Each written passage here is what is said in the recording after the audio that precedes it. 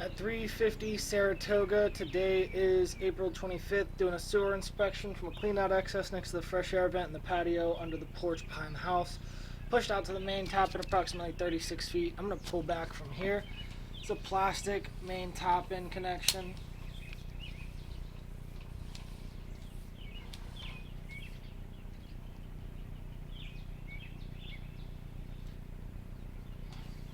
This is the area where they attempted to connect onto terracotta and plastic. See if that is broken pipe, not a good connection. See the earth in between the fern coat and pipe.